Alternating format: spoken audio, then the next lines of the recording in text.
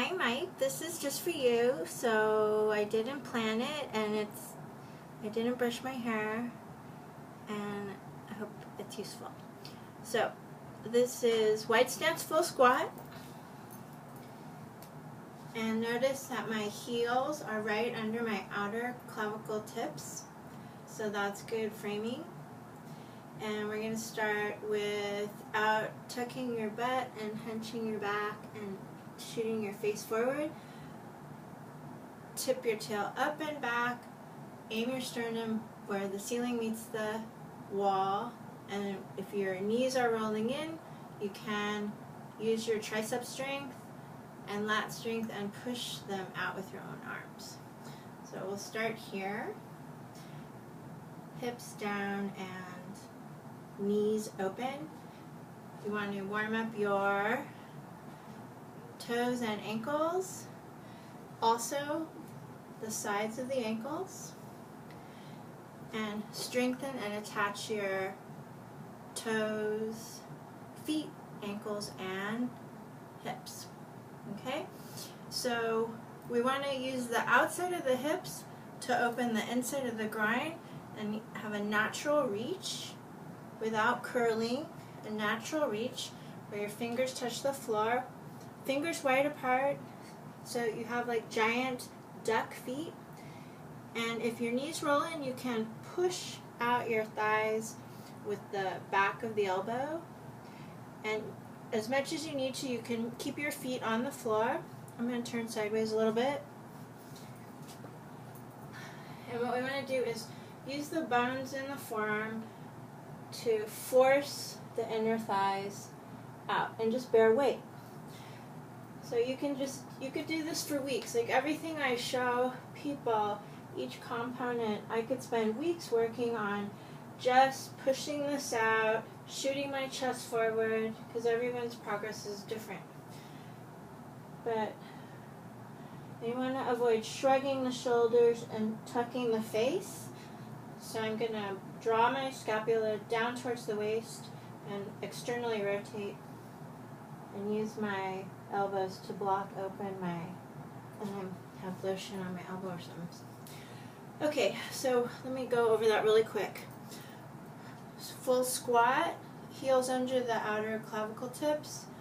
Push out your own thighs with your arm strength, right? Lift the chest and tuck up the tail.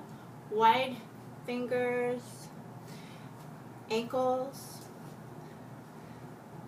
the sides, the feet. And then also core twisting. So you want to turn your shoulders just like you're turning the knob on my stove. I don't know what your stove looks like, but we're basically looking down at the top of the head, and what I want to do is rotate like that. So don't scoop over into the corner, and I want my sternum right over my coccyx, which you can't see. And then turn your ear to the ceiling and extrude the spine, don't crush, both sides.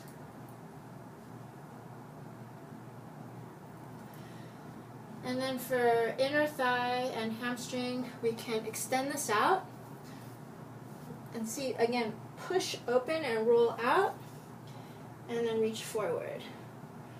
So what I like to do to go from groin to hamstring to hip flexor is I'm going to rise up and reach forward. So that's just how long my arm is.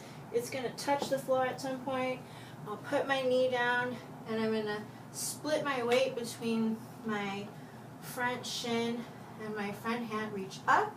So we already twisted the waist before we did this, and now I'm going to open the hip flexor, reach up, bend the knee, and reach back. So you can stay here, I can stay up, or I can bring my elbow to the ground and look up at the ceiling, right? You want to roll open and extrude the neck, avoid falling on the shoulder blade, and stay here. So let me go back to where I was. hand just like in a Turkish get-up. Up. Here's my Cossack stretch. And I can switch sides. This is not a good camera angle. Switch sides. Right? Side bend. I can do groin, reach forward, hip flexor, reach open, quad stretch. So what did I miss? Quad, groin, hamstring, ankles, feet, waist,